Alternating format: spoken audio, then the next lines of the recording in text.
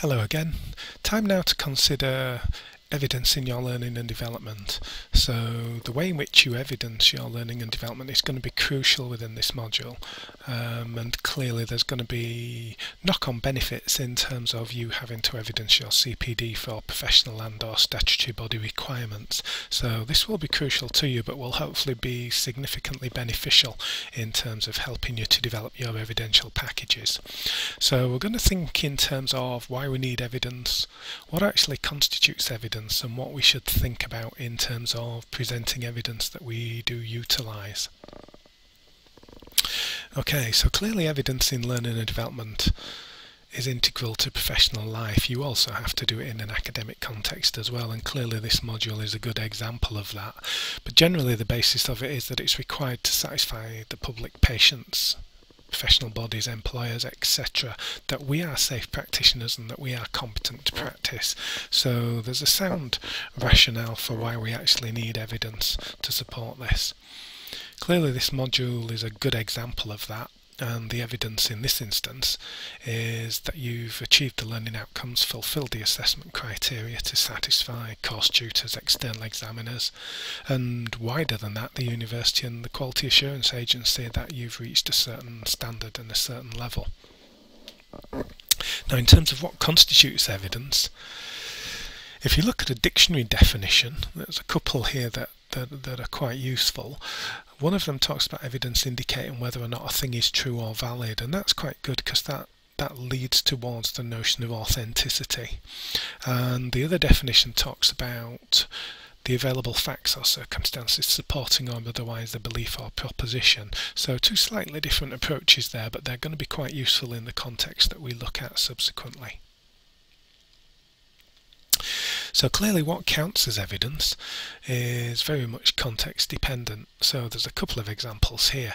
So if you use a profile of evidence drawn from a portfolio to support a job application, they're going to be looking for you demonstrating the knowledge, skills and competencies required to meet the role specification. And clearly your profile of evidence is going to be really powerful in terms of doing that, something that just a CV on its own wouldn't be able to do. Clearly, if you have an academic profile as a form of assessment on a course, you'd be expected to again demonstrate how you've met the learning outcomes and fulfilled the assessment criteria for the module, etc. So it's very much context dependent in terms of the nature and the type of evidence that you're going to be supplying.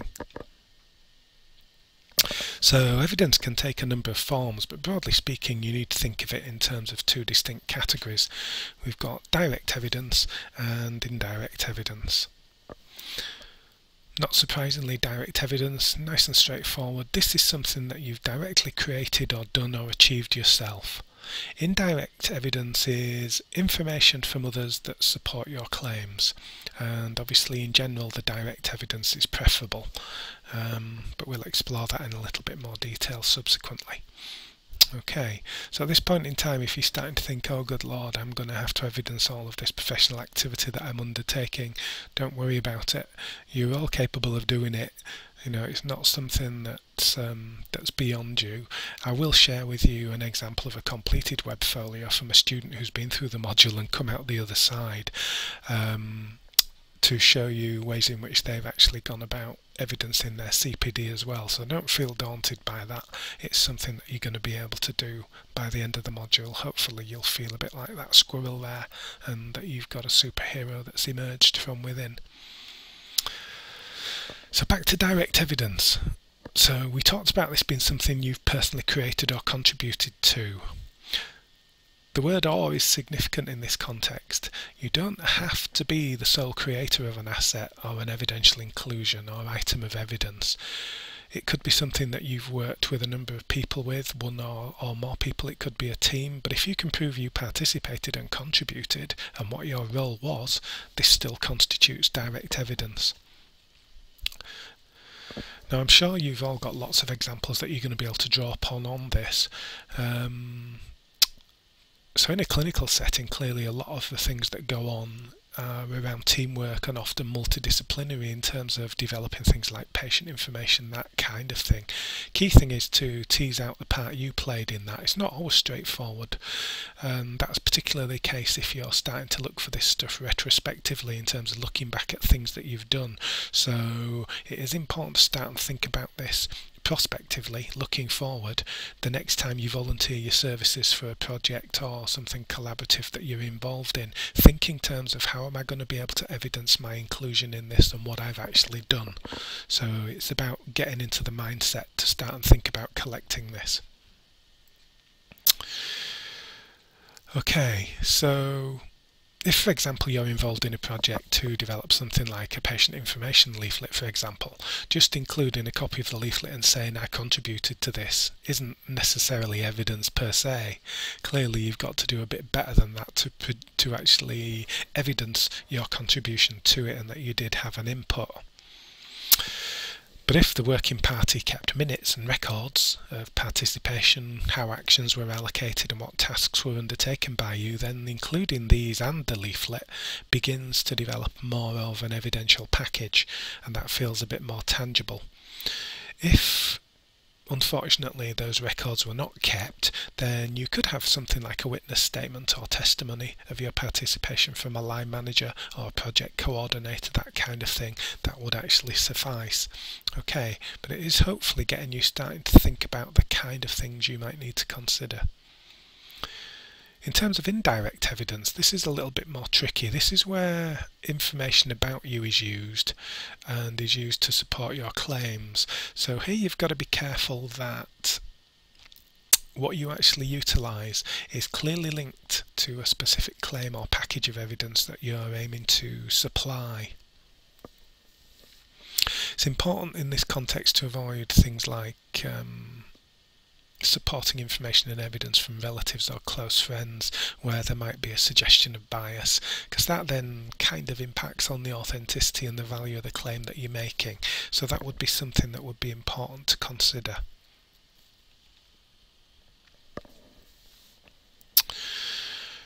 The easy way to think about it is probably to think about it in terms of dimensions of evidence, where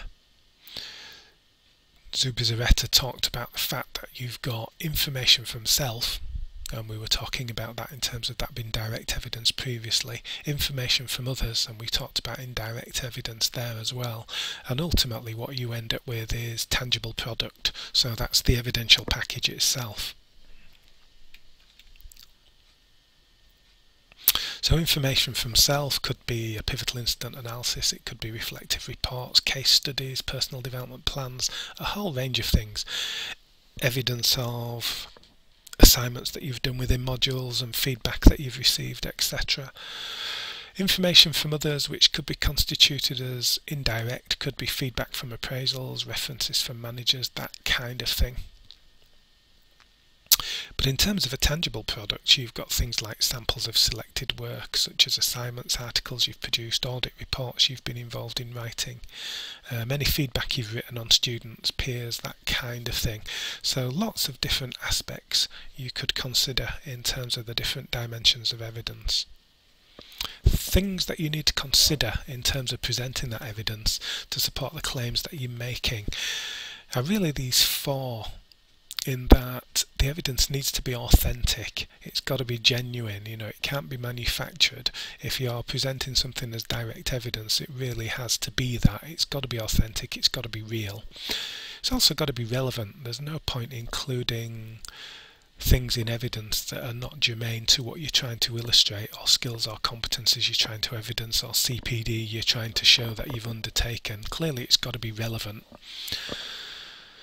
Volume is important as well, and the key thing is, in terms of the quality of the evidence that you provide, it's not all about the amount of evidence.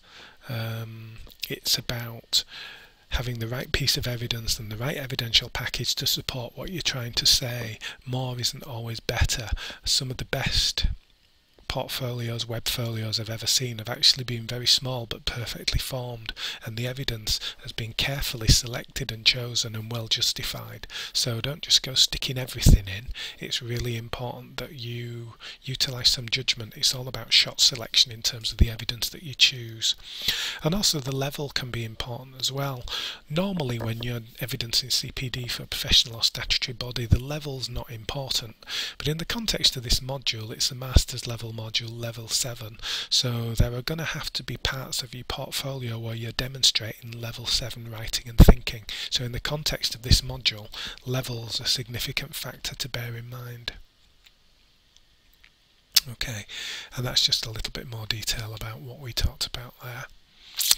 So at this point, before you move on in the workbook, if there's any questions, clearly go to the queries and conversations part of the workspace and you can post them there. And some of the questions we may well pick up on live chats or tweet chats that I plan to do throughout the course of the module as well. Okay, thanks.